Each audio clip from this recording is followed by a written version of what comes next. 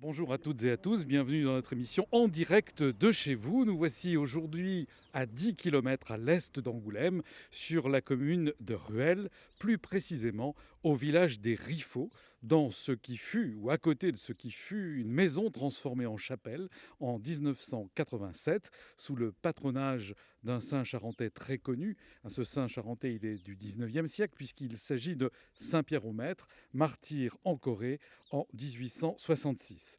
Et pour vous faire vivre ce moment dans ce joli village et dans cette chapelle, nous sommes sortis. Nous sommes sortis et nous sommes avec le père Laurent Morin, qui est responsable de ce secteur, doyen du Grand Angoulême, historien, enfin tout le monde vous connaît, père Morin, car vous nous suivez depuis longtemps sur ces émissions, je vous en remercie.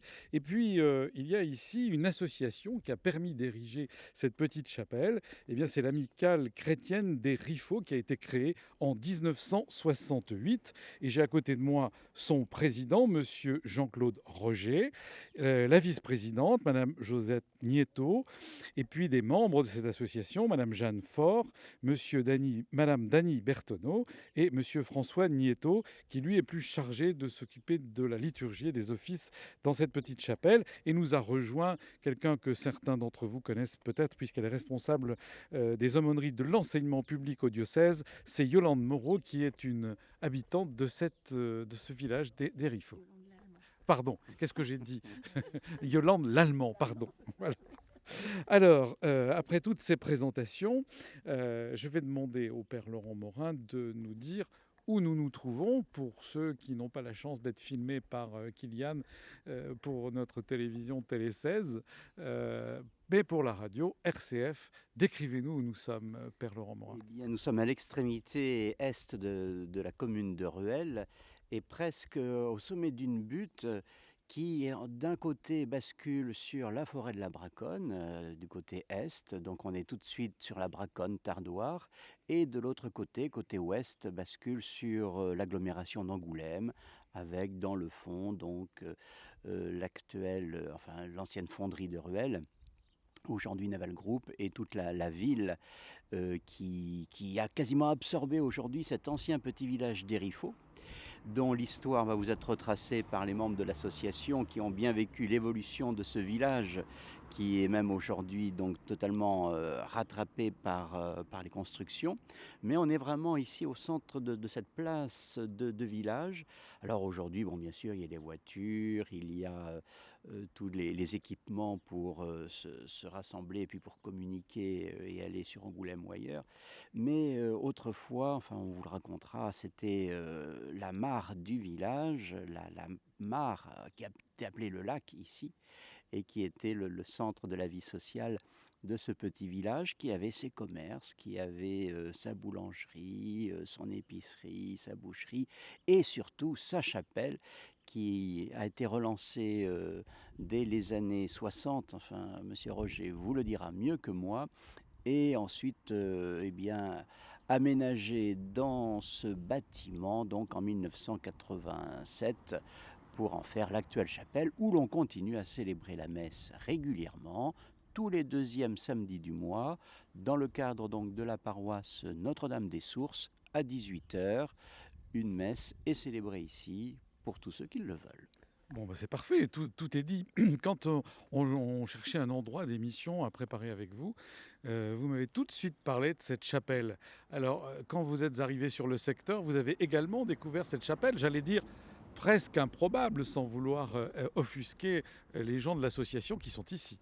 Mais j'en avais déjà entendu parler parce que justement, on évoquait tout à l'heure Monseigneur d'Agens, mais il parlait souvent de son fondateur, Monsieur Marsat, qui avait aussi non seulement créé cette chapelle, mais avait créé aussi, enfin vous allez me le dire mieux que moi, créé un certain dynamisme religieux, culturel autour de cette chapelle, et notamment, on va le voir avec aussi des créations artisanales, artistiques, qui aujourd'hui permettent de prier, permettent de se retrouver, d'être bien dans ce lieu. Et c'est vraiment agréable lorsque l'on découvre ce village, lorsque l'on découvre cette paroisse, de trouver un lieu aussi porté par la prière, par cette volonté de toucher les cœurs, de toucher les esprits. Et voilà, pour un prêtre, c'est toujours des lieux réconfortants et une petite communauté réconfortante. Bien, puis on sent les gens dynamiques et j'avoue que quand je suis rentré dans cette petite église, je m'y suis senti bien tout de suite. Alors, je voudrais revenir maintenant vers monsieur Jean-Claude Roger, à qui je vais demander de m'accompagner jusqu'à un très joli petit panneau où j'ai une photo de ce que vous avez appelé, Père Morin, le lac, et qui devait avoir fière allure puisque on a une mare, donc grande mare, hein, c'est pour ça sans doute que vous l'avez appelé le lac, circulaire, entouré de pierres avec la très jolie croix qui était sur le côté presque face à la chapelle d'aujourd'hui. Mais j'arrête de parler car maintenant je vous passe la parole, monsieur Jean-Claude Roger, qui est le président de cette association. Oui, cette croix, c'était effectivement une croix gothique.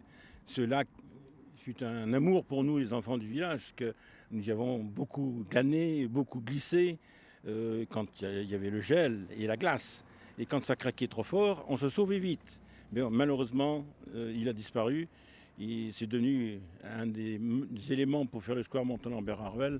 C'est vrai que ce lac, l'été, quand il y avait beaucoup de chaleur, il y avait beaucoup de moustiques, etc., etc. Parce que malheureusement, c'était un point neutre, il n'y avait pas d'écoulement. Et quand il y avait des gens qui venaient faire boire leurs animaux, ceux qui faisaient l'eau de vie avec leur matériel et tout, ben, tout allait dans le lac, hein, le brou, etc. Donc c'était vraiment insalubre. Donc c'est normal que ce soit aujourd'hui propre. Mais par contre, on le regrette, car s'il avait été entretenu, on aurait quelque chose de très très beau en face de notre chapelle. Oui, alors on l'a compris, vous êtes né ici, vous avez vécu ici, vous Ah, avez tout à vu, fait. oui, mais enfin vous avez vu la transformation de cet endroit. Il y a une école style 19e siècle derrière mon dos. Il y a écrit école mixte. Enfin, on connaît bien ces bâtiments, hein, 1908. Mais vous n'avez pas été à l'école là. Vous avez d'abord été dans Oui. une maison du village. Alors, je suis né et natif de Marton, exactement, au milieu des bois. J'ai commencé l'école au Riffaut. C'était mon début de scolarisation, parce que j'ai commencé à 9 ans. Je savais à peine lire et écrire, c'était l'époque. Et j'ai eu une institutrice fabuleuse, Madame Denise Colombier, qui est partie, et vraiment qui m'a appris tout ce qu'il fallait, parce que je suis devenu chef d'entreprise derrière. Mais quand j'ai commencé l'école dans une petite maison qui faisait partie de la ferme Mounier. Et c'était, dans cette époque-là, la deuxième classe du village, en dehors de celle-ci, car la toute première école au village était dans la rue Traversière d'aujourd'hui, dans les années 1940 environ. C'était chez Madame Lecoq. Donc, après, j'ai donc passé dans la grande classe qui est derrière avec Madame Colombier. Voilà. Et j'ai eu mon certificat d'études ici. Alors, en ce qui concerne l'amicale chrétienne, après, bon, on peut en parler. Le village, on peut en parler. Mais je suis venu ici en 1952. C'était un village typiquement agricole. Il n'y avait que des fermes ou des benasses, comme on dit en termes charentais, entre 1 ou 2 hectares. Et puis la grosse ferme, c'était 20 hectares. Voilà. Mais il y avait une vingtaine d'exploitations. Donc, chacun avait ses vignes, son jardin, etc., ses arbres fruitiers. C'était l'époque agricole où tout le monde vivait en autarcie. Oui, et tout le monde s'entraînait. Ah ouais, il y avait une entraîne énorme. Bon, moi je suis un gamin d'ici, donc effectivement, je sais ce que c'est que de monter sur les batteuses, je sais ce que c'est que de faire les vendanges. C'est normal, à cette époque-là, dans les années 40, 50, c'était une autre vie que celle d'aujourd'hui qui est devenue vraiment une urbanisation totale. Nous étions à peine 200 habitants. Aujourd'hui, on doit être 600. C'est donc devenu une ville dans la ville. Voilà. Oui, on voit qu'il y a plein de maisons neuves qui sont construites tout autour, Voilà. entre Rueil et Mornac. Alors là, c'est bien de nous faire vivre la vie autour de ce lac. Et vous me disiez même qu'on ne parlait pas français et qu'il y avait moult langues, ou patois, occitan, langue d'oeil, languedoc, et que ça s'attrapait, ou on va dire, allez, ça s'engueulait autour de ce lac. Ma, ma parole, je crois bien que c'est vrai. Car moi, j'ai connu l'époque de nos pauvres vieilles, hein, paysannes. Ils avaient perdu leur mari. Les maris, bon, vous savez, morts à la guerre, etc., ou pas rentrés. Enfin bref, il y avait encore ces pauvres femmes qui vivaient quand même de rien, chichement, avec 4-5 moutons, 5-8 chèvres, une vache laitière. D'autres avaient des vaches de travail, des bœufs, des chevaux. Il n'y avait pas de tracteur à l'époque, hein. Donc il fallait que tout le monde s'aide. Et un jour, nos pauvres vieilles, alors sur les pierres, dans la rue Traversière, elles se réunissaient le soir et ça parlait en patois. Moi, j'étais, comme dirait l'autin Gouya, mais par moments, j'y comprenais rien. Et quand ça s'engueulait trop, il y en avait une, je me rappellerai toujours, ça m'avait marqué, a dit à ses collègues, à ses copines, bon, eh ben, à cette heure, m'en vais Boudja. Alors, qu'est-ce que c'est qu'elle nous racontait? Elle allait garder les moutons, elle partait. Non, vous vous rendez compte? Alors, par contre, le soir, quand ça s'engueulait, alors il y avait toutes sortes de langages et de patois.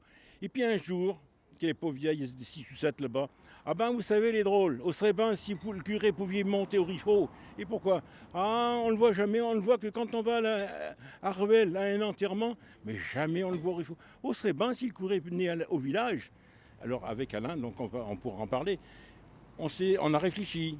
Et puis, effectivement, après, on a créé quelque chose, un petit lieu local, que je vous ferai voir sur photo, c'est ce qu'on appelle encore un toit lapin, car on avait 25 mètres carrés à peu près au sol. Et notre premier prêtre, quand on est allé le voir, qui était André Pia, ah ben vous savez les enfants, si vous avez 15 personnes, je veux bien y aller. Et effectivement, première messe, il y avait 20-25 personnes. Et ça montait, mais il fallait que l'association vive.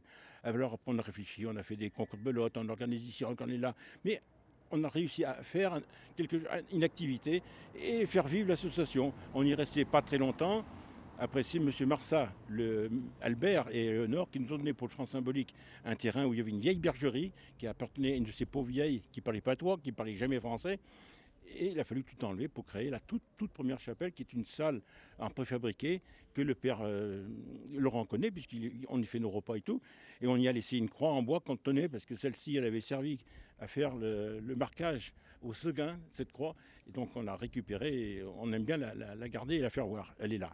Voilà. Et après, on a créé notre chapelle ici avec des moyens. Lorsqu'il y a une maison qui s'est vendue, qui appartenait à Madame Bernard. Madame Bernard était donc la propriétaire de l'épicerie d'Irifo.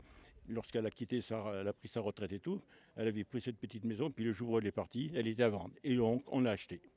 Alors si je fais le résumé, il y a eu plusieurs endroits de célébration, mais ça a d'abord été, allez, pas un piège, mais un endroit pour que le prêtre puisse venir. On s'est dit, bon, ben, puisqu'on voudrait le curé ici, faisons un endroit pour prier.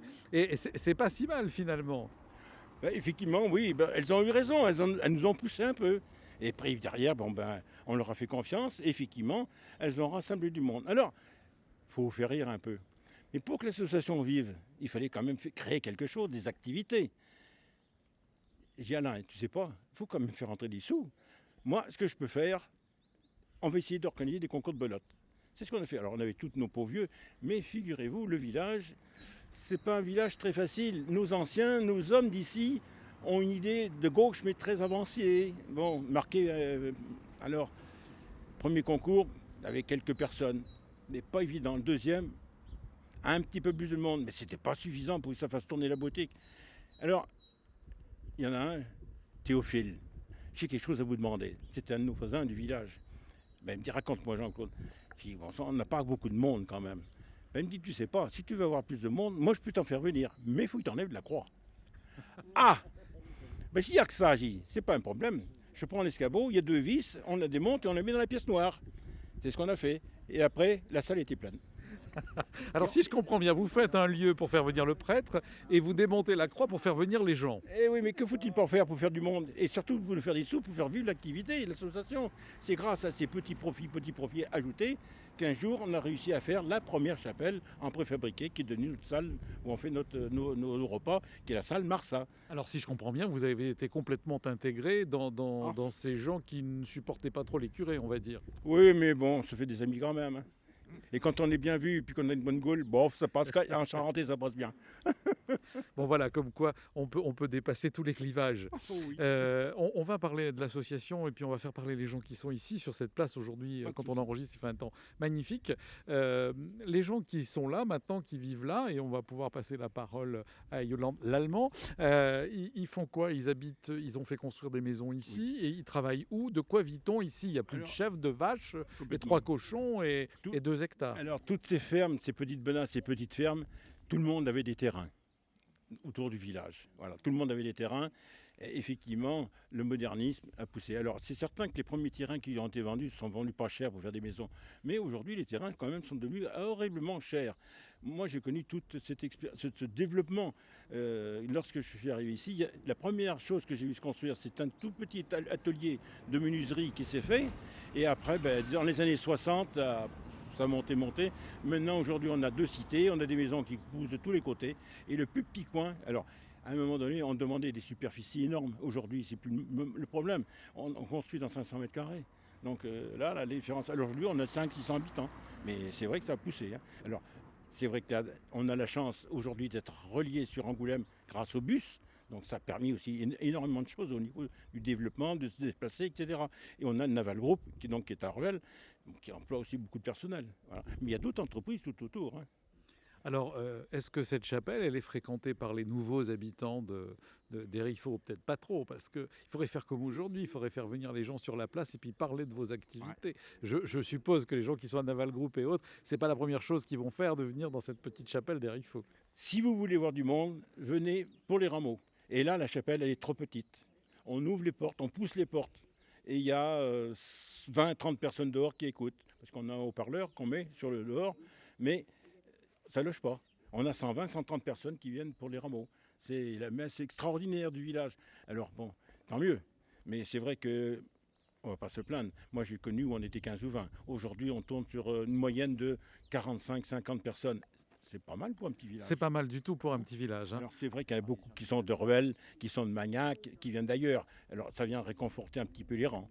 Bon, très bien. Merci beaucoup, Jean-Claude Roger, président de cette association. Je vais demander maintenant, puisque je l'ai annoncé à Yolande, comment est-ce qu'elle est arrivée ici, puisque vous êtes une nouvelle habitante de cette cité. Quand est-ce que vous êtes arrivée, Yolande ? Alors on est arrivé il y a 5-6 ans sur le quartier d'Hérifaux. On s'est installé, nous, dans une maison qui était déjà construite, dans un quartier de maisons des années 70 à peu près. Apparemment, c'est des maisons qui avaient été construites sur un endroit où il y avait des vignes auparavant.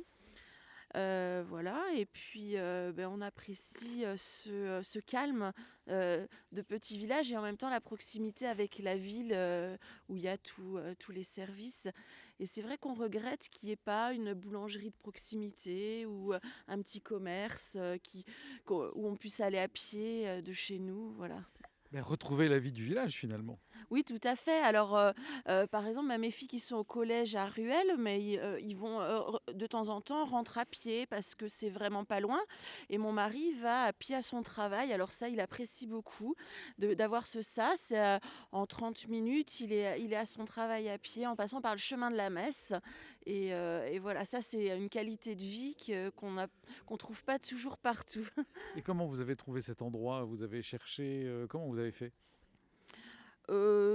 C'est des agents immobiliers qui nous ont fait visiter différents secteurs et puis nous ce secteur nous a plu parce qu'on cherchait un endroit calme avec de la verdure et on a tout de suite été conquis par ce petit village. Bien, je reviendrai vers vous après. Et puis vous avez de la chance aujourd'hui, il parle français, donc Ouais. vous avez pu vous intégrer. Oui, c'est Alors, Monsieur le Président, vous vouliez nous dire quelque chose? Oui, et là, vous avez quelqu'un qui est un enfant du village, qui est né au village, qui a toujours vécu, et toute sa famille. Et ses frères ont été quand même aussi des renforts énormes du SVAR, du football Lorvel, parce qu'ils ont tous joué au football. C'est un fils Ladra. Très bien. Écoutez, on va vous dire bonjour. Bonsoir monsieur, merci beaucoup. Mais je vous en prie, on découvre l'endroit. C'est vrai que vous êtes assez discret, un peu caché là entre Mornac, Ruel, mais on sent une vie importante, on sent une histoire aussi. L'histoire du village, oui. Moi je suis né ici en 1946. J'étais à l'école, il y avait une ancienne école qui se trouvait dans une maison. Oui, c'est ce que nous a dit le président de l'association. Ici, là. Et en 72, j'ai fait construire un petit peu en dessous, dans la rue des Agriers. D'accord. Voilà. Et vous avez connu le lac? Ah, j'ai connu le lac, oui. Alors même, je peux vous raconter une anecdote. En 1954, où l'hiver était très important, il y avait un lac ici et il y avait à peu près 15 cm de glace. Et notre institutrice nous a fait promener sur le lac. Elle avait peur, bien sûr, parce que même Colombier, c'était quelqu'un pour ses enfants, c'était quelque chose. Hein. Et on a dit non, on a fait mesurer la glace par quelqu'un et on était les deux classes réunies sur la mare glacée. Comme si vous étiez à Montréal. Voilà, exactement. Parfait, je vous remercie beaucoup tout en venant porter des choses ici au milieu du village, d'être venu à notre micro d'RCF. Merci beaucoup. Madame la vice-présidente, où elle est Madame la vice-présidente? Elle est là. Alors, Josette Nieto. Alors, quel est votre rôle, vous, et comment vous êtes arrivée dans cette association? Je suis arrivée dans cette association depuis que nous avons fait construire ici sur les Rifaux. En 1972, on est arrivé là. Donc nous avions 2 enfants qui sont allés au catéchisme ici parce qu'à cette époque-là, il y avait de nombreux enfants qui allaient au catéchisme et il y avait des parents qui faisaient le catéchisme. Enfin, c'était vivant, c'était voilà. Et je voudrais rendre un hommage particulier à M. Alain Marsat. C'est grâce à lui si j'ai été baptisée ici dans cette chapelle en novembre 1989. Il s'est vraiment dévoué. On a créé un petit groupe pour m'aider, quoi, parce qu'à l'âge que j'avais, pour moi, c'était quand même... Oui, pas facile, pas facile. c'était une vraie démarche et pas si simple. Voilà, et pas si simple. Donc après, j'ai rejoint le groupe de catéchumènes et voilà, c'était lancé. Donc voilà. Et ce quartier, on s'y sent bien. Quand on arrive ici, on s'y sent bien. À cette époque-là, peut-être, il y avait beaucoup d'animations, il y avait des défilés de folklorique, il y avait beaucoup de choses. Il y avait une fête au village, une fête foraine ici, sur la place. Voilà, ici, nous avons tout. Oui, vous nous faites revivre un peu jour de fête hein, avec Jacques Tati, mais à la façon charentaise et à la façon des Riffaut. Madame Jeanne Faure, voilà. Alors vous, Et moi, c'est-à-dire que j'ai fait construire en 1973 seulement, au Riffaut. Et j'ai apprécié ce petit village, j'étais vraiment bien. Et j'ai essayé de participer après quelques années donc, avec le groupe de l'ACR pour voir ce qu'ils faisaient. Et puis je me suis intéressée à tout ça. ACR, Action catholique au monde rural. Amicale chrétienne des Riffaut. Ah, Amicale chrétienne. Ah bah oui. Alors voilà, on remarquait ça fonctionne aussi. Hein. Voilà. Donc Amicale chrétienne des Riffaut. Et comment vous avez découvert cette association? Par monsieur Alain Marsat, justement, et je le connaissais, donc il m'avait parlé justement de cette association et puis les voyages qu'il faisait, tout ça. Alors donc j'ai voulu participer, et voilà. Merci du témoignage. Alors Madame Dany Berthenot, et vous, à vous maintenant. Moi, je ne suis pas tout à fait des Riffaut, je suis des Arnaud. C'est un tout petit village où il y a 8 maisons qui suit les Riffaut. Mais bon, de cœur, je suis bien sûr au Riffaut depuis 52 ans. Voilà. Oui, vous vous sentez J'étais pas de étrangère. Rennes, alors je connaissais bien les Riffaut, j'ai connu la mare, j'ai connu... Voilà. Et l'association, vous aussi, comment vous avez connu l'association? L'association, automatiquement, moi je suis chrétienne, disons, et donc j'ai connu tous les membres de l'association et automatiquement j'en ai fait partie. Voilà. Ça a vraiment été cette association, j'ai l'impression en vous écoutant tous là, le ferment de la communauté chrétienne du lieu. Et ben voilà, mais on est un petit peu plus quand même. Mais là, il y a quelques membres, mais on est 3 ou 4 de plus dans l'association. Voilà. Merci. Alors Monsieur François Nieto, il est là, il est juste à côté de moi. C'est timide. Alors oui, et vous, c'est pour ça que je viens vous chercher. Oui, moi je m'occupe un petit peu de la préparation liturgique pour les Riffaut principalement, un peu pour Ruel, mais légèrement seulement.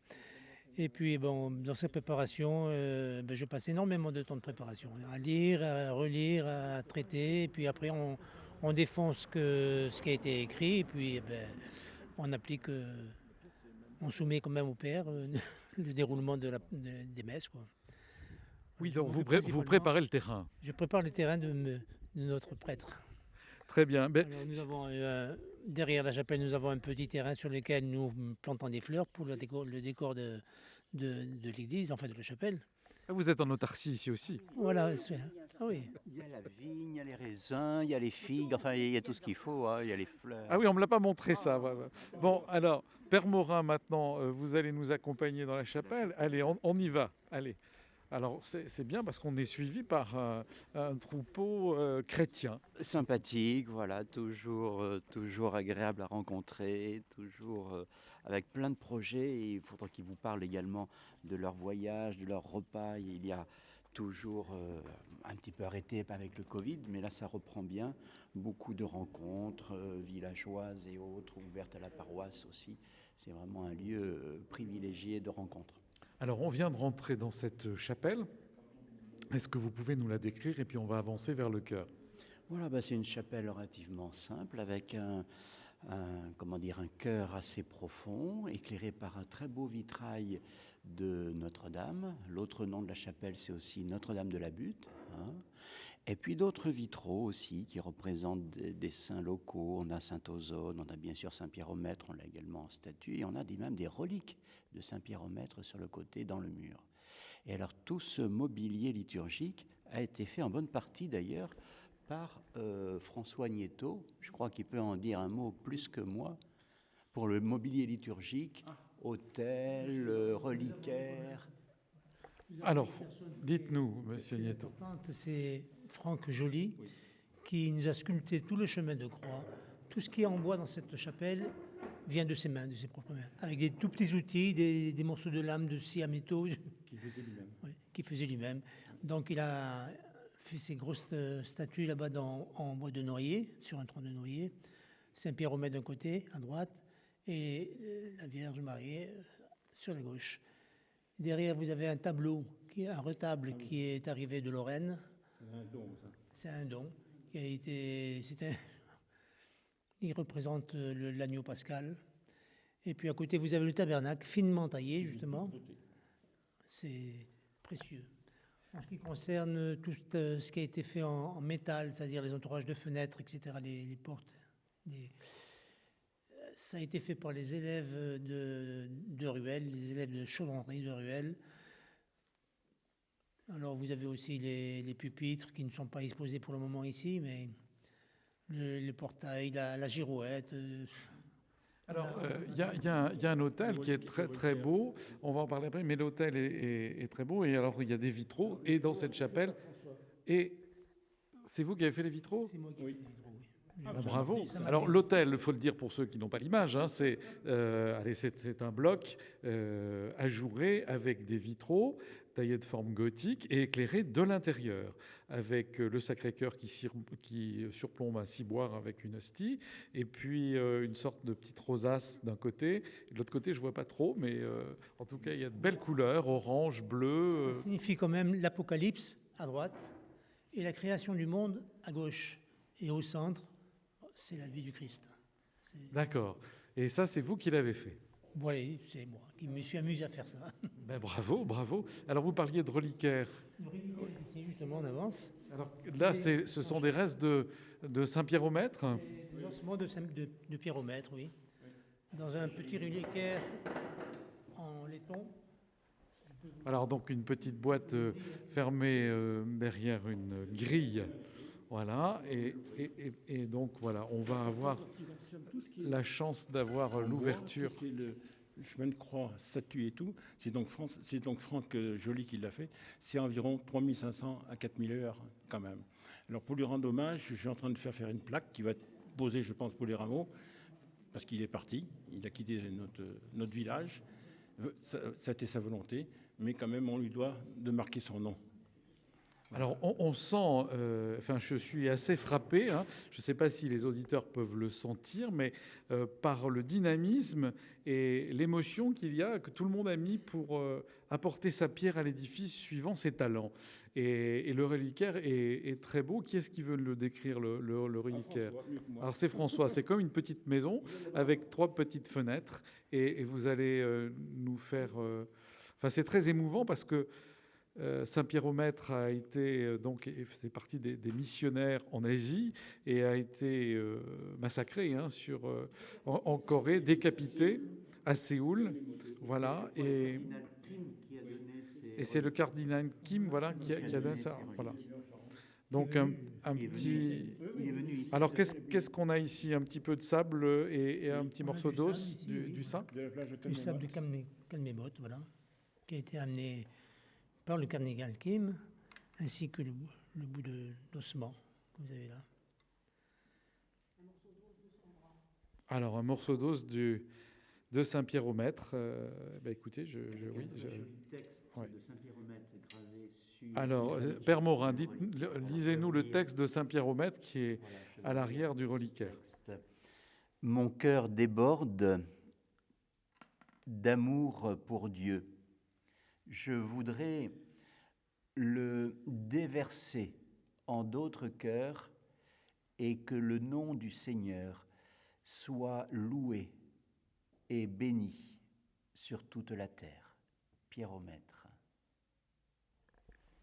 Oui, voilà. Donc, écoutez, merci. C'est vraiment très émouvant et très touchant. Voilà. Alors, après, lorsque nous sommes dans ce chœur, il y a un très beau tabernacle. Il y a, voilà. Alors, un travail qui a été fait par l'atelier Riffaut de Ruffec, Voilà. qui représente notre... Alors on voit notre bien, lac. voilà, vous avez votre mare. grande mare, votre lac, qui est représenté ici. Donc tout est synthétisé ici. On passe d'une plage de Corée au lac des Riffaut. C'est notre village, on y tient, vraiment. Et alors pourquoi avoir dédié cette chapelle à Saint-Pierre-au-Maître? C'est tout à fait logique. C'est quand même notre saint patron charentais. Si, au moins, c'est un grand remerciement qu'on lui doit d'avoir donné sa vie, d'avoir marqué son époque. Et pour nous, c'est quand même très, très important. Et on va le vénérer quand on peut, le premier week-end de mai à Ézec, son lieu où il est né, d'une famille très pauvre, paysan. Et il avait voulu, et ça a été sa volonté, de partir pour les missions étrangères. Et malheureusement, il ne fallait pas aller en Corée à cette époque, car on y laisse la vie. Évidemment, évidemment. C'est compliqué de rebondir après pour parler de la vie de l'association, de ce moment un peu intense dans cette chapelle des Riffaut. Moi, personnellement, je suis venu chrétien, pratiquant, mais tardif, parce que où je suis né, au milieu des bois, je ne pouvais pas... Si, j'accompagnais une petite grand-mère de temps à autre à la messe à Marton, mais il y avait 3,5 km à travers les bois. Et quand je suis venu au Riffaut, c'était la ville. Mais il fallait aller à Ruel. Donc, je n'ai pas suivi le caté ni rien. J'ai fait une préparation tardive avec Alain Marsat, mais c'est Albert et Éléonore qui m'ont fait découvrir la foi chrétienne, donc ses parents. Car j'étais toujours avec eux pour les fêtes de Noël, ici et là. Et la famille Marsat, c'était des gens très, très, très pieux. Et j'ai connu la tante avant, etc., toute la vie, de grande famille. Tous des gens qui étaient tout à fait attachés donc natifs, eux tous, originaires de Saint-Thierry, et qui sont venus au Riffaut ensuite. Voilà, donc moi j'ai fait une préparation, j'ai fait ma communion, je dirais, et puis à 23 ans, et c'est Monseigneur Querotré, dans sa chapelle privée, j'ai eu la chance, avec un professeur qui était donc à Bel Air, on a fait notre communion ensemble, voilà, j'avais 23 ans. Mais c'était une volonté, voilà. Et alors bien sûr, le cheminement derrière avec Alain et puis tous les copains de l'époque, quand on a fait la toute première chapelle dans le toit lapin avec 3-4 copains du village, voilà. Et oui. Chapelle toit lapin. Bon, c'est amusant. Alors cette association maintenant, elle vit avec qui et quel est son devenir et comment vous continuez à la financer, parce que c'est ça aussi qui est important. Oui, c'est très important. On est une association qui, effectivement, n'est pas tout à fait comme il le faudrait par rapport à une association dite loi 1901. Et j'en prends des fois les contreparties. Oui, mais vous faites des bénéfices, c'est pas normal, etc. Alors, ça, c'est pas de la jalousie, mais c'est ne pas savoir le fond aussi et les besoins que nous avons. Alors, nous sommes propriétaires. Donc, nous avons cette chapelle avec les dépendances qui sont derrière. Nous avons la salle qui est donc dans la rue Traversière, qui est importante. Nous avons donc des assurances, nous avons des contreparties, donc nous payons des impôts. Et pour faire face aux impôts, aux assurances, au matériel photocopieur, on a un photocopieur donc, qui fait les photocopies du village, des autres associations, car sur le village, il y a 6 associations. Voilà. Donc on n'est pas la plus ancienne, mais on fait partie des plus anciennes. La plus ancienne, c'est à l'époque l'Amicale laïque, qui était donc le théâtre, aujourd'hui le foyer des questions populaires, le foyer des jeunes, dont certains ont 70 ans. Enfin bon. Non, mais c'est bien que vous soyez en lien avec les autres associations. Oui, là, toujours pareil. Il n'y a pas de problème. D'ailleurs, très prochainement, là, on prête notre salle là-bas et celle sur la place à l'équipe du comité de quartier pour faire les noisages. Voilà. Alors c'est pour dire, on vit en association, on vit ensemble dans notre village. Voilà. C'est un village. Alors c'est vrai que c'est un village que j'ai connu dans les années 60. Josette en parlait tout à l'heure. Il était beau et il y avait de très belles fêtes foraines. Moi, j'ai participé à partir de 14-15 ans au comité de quartier, comité des fêtes, et j'ai tiré des feux d'artifice, les quêtes, etc. pendant des années. Alors, on avait...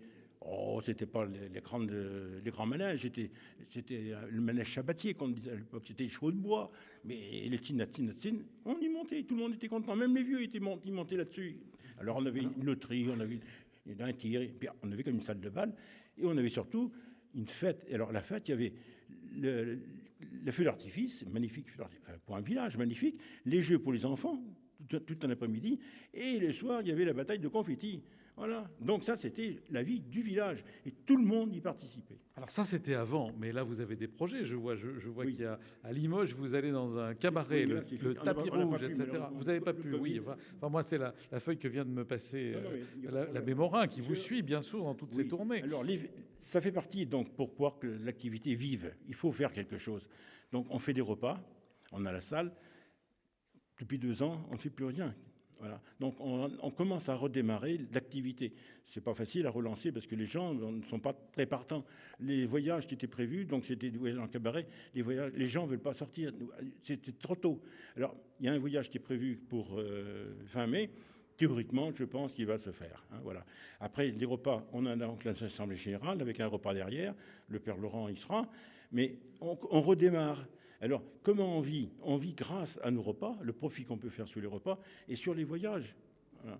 Donc, on fait un très petit bénéfice, mais ce petit bénéfice ajouté au reste et au reste. Et alors, le Père Laurent nous a fait un cadeau immense. Alors, bon, je ne peux pas peut-être le dire, parce que... Hein, mais il nous aide, voilà. Il nous aide, et c'est merci à lui, car on a quand même 3 300, 3 500 € de charges générales de structure. Il faut faire face. Alors, il est évident qu'on a un capital. L'ensemble de ces biens que nous avons aujourd'hui, on ne l'a pas fait pour rien. Le Père Laurent connaît tous nos comptes aujourd'hui. Je n'ai rien à cacher. Il a tout en main. Le dernier même compte, il a les rapports et il a même les statuts. C'est normal, car il devient à l'Assemblée générale à venir notre président d'honneur. Et tout ce que nous avons cumulé, grosso modo, aujourd'hui, on a fait d'expertise, mais c'est plus de 150 000 €. Mais oui. ces 150 000 €, chapelle ici, les dépendances, la salle, le terrain, le jardin, ça ira à qui? Si, pour des raisons, et j'espère que non, qu'il y aura toujours une succession, mais ça deviendrait paroisse de Ruelle. Si la paroisse, pour des raisons lambda, ne peut pas subvenir, ça va à l'évêché. Quand notre évêque est venu, je m'en suis entretenu avec lui, il est au courant. Parce qu'avec notre évêque d'aujourd'hui, on peut discuter. Celui d'avant, c'était un autre problème. Oui, je sentais que ça allait venir, ça. C'était pas mon Voilà, copain, mais d'accord, bon. d'accord. On l'a senti. Mais enfin, bon, alors, parlons d'aujourd'hui. Ah, C'était mais de ça aujourd'hui, dont je parlais. Il n'y a hein. aucun problème Voilà. aujourd'hui. Bon. Aucun problème. Je- Tout est ouvert. Bien, je pense que Monseigneur Gosselin a été ravi de venir ici honorer les reliques de Saint-Pierre au Maître et de passer sans doute un bon moment de bon vivant Oui. On peut faire de l'accueillir aussi. et en célébrant dans la joie avec vous. Mais il ne connaissait pas la route des Riffaut. Oui, ben, il y en a d'autres qui n'arrivent pas à trouver la route des Riffaut, c'est pas évident. Yolande Lallemand, vous qui êtes arrivée là, est-ce que vous participez à la vie de l'association ou est-ce que vous la découvrez aujourd'hui? Non, alors je connais l'existence de l'association, mais je ne participe pas à la vie de l'association, j'en fais pas partie, je ne suis pas membre. Par contre, je suis membre de la paroisse de Notre-Dame des Sources, puisque maintenant Ruelle, Mormagnac, Mornac, on s'est regroupé aussi avec l'île des Pagnacs. Voilà, donc je prends ma part dans la paroisse. Et puis, je suis venue à quelques célébrations, à quelques messes dans la chapelle, mais il est vrai qu'avec les enfants, on va plutôt à Ruelle ou à l'île des Pagnacs, parce que voilà, ils y retrouvent aussi leurs amis, il y a les messes de famille et autres, mais voilà. Mais bon, quand on peut et quand on est disponible, le samedi soir, une fois par mois, on sait qu'il y a une célébration ici, et c'est une chapelle qui est agréable, on s'y sent bien, et c'est vrai que régulièrement on y va, par exemple en balade, quand on se balade en famille, eh bien on s'arrête parce qu'on sait qu'elle est toujours ouverte. Voilà, donc on sent qu'il y a un accueil qui est fait avec voilà, une volonté des gens qui s'en occupent d'accueillir toute personne, et voilà, c'est vraiment une étape de nos balades de week-end en famille. Merci beaucoup, Yolande. Père Laurent Morin, alors on va parler du mot de la fin peut-être alors. Ah oui, mais on est pris par le temps maintenant, alors il va falloir... il n'y en a pas pour longtemps. Alors, le président Jean-Claude Roger veut me montrer quelque chose. Oui, Ce sont des photos. Avant- Alors, c'est avant- les photos de la mare sous la neige, Avant de clôturer, entre tout de autres. même, Oui. l'association a un lien aussi avec les autres qui ne viennent pas spécialement ici, et on envoie sur national quelques personnes en dehors de chez nous, dans des autres départements qui ont quitté le secteur.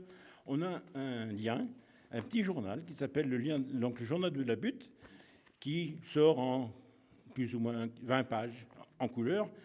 Et c'est Jean-Philippe Marsin, donc le fils à Alain, donc, qui était le petit-fils de ceux qui nous ont donné le terrain pour faire la toute première chapelle. Voilà. Donc c'est un lien, c'est un journal qui sort tous les 3 mois et dont le père Laurent a et qu'il connaît. Voilà.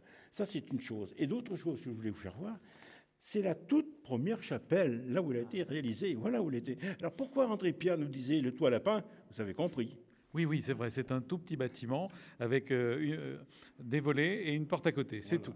Et voilà, ça nous donne une petite idée. Et Kylian est en train de filmer les documents. Et là, donc vous pourrez le retrouver sur Télé 16. Le lac, à l'époque la mare, sous la neige. Voilà. Avec la chapelle qui se trouve ici. Là, c'était la boucherie et la boulangerie qui se trouve sur le côté. Voilà. Écoutez, merci beaucoup de nous avoir fait revivre toute cette histoire et surtout permettre à nos auditeurs de rencontrer des gens dans un petit village et qui depuis des années, avec des grands-mères qui ont dit il faudrait quand même faire venir le curé, il y a tout. Oui, c'est formidable. Mais c'est nous qui vous remercions, RCF, parce que quel plaisir d'une part de vous recevoir. On ne s'attendait pas à ce niveau-là, disons, être filmé. Et tout de même, pour le village comme le nôtre, merci. Alors, les prochains qui feront l'émission, ils auront des images de cette époque. Vous comprenez? Alors, et vous serez dessus. Ouf. Oui, mais alors on sera des anciens. Ah oui, très anciens. Alors, je disais le mot de la fin par... je voudrais d'abord remercier, bien sûr, le président Jean-Claude Roger, la vice-présidente Madame Jodette Nieto, Madame Jeanne Faure, Madame Dany Bertonneau, Monsieur François Nieto, et puis, bien sûr, Yolande Lallemand, d'avoir participé avec vous, Père Morin, à ce beau moment. Et j'espère qu'on l'aura partagé, soit derrière sa vidéo ou derrière le poste de radio. Alors, Père Morin, le mot de la fin. Voilà, bien pour conclure, je crois qu'on l'a compris, à la fois il y a une identité forte avec ce village des Riffaut et cette association, cette amicale chrétienne pour faire vivre cette belle et talentueuse chapelle, parce qu'il y a beaucoup de talent, beaucoup d'œuvres qui montrent beaucoup de talent à l'intérieur de cette chapelle, il faut la connaître. Et en même temps, on voit que c'est un village et une association qui est partie intégrante d'un ensemble plus grand, qui est aujourd'hui donc la grande paroisse Notre-Dame des Sources, sur cette partie est du Grand Angoulême, et donc qui est partie prenante vraiment de l'évolution aussi de notre doyenné, de notre paroisse, de notre diocèse. Oui, puis on le sent, relié à l'ensemble du diocèse et par la venue de son évêque, entre autres. Voilà, moi je vous souhaite maintenant d'avoir passé un bon moment avec nous dans cette découverte de cette chapelle des Riffaut et puis des reliques très, très sensibles avec Saint-Pierre au Maître.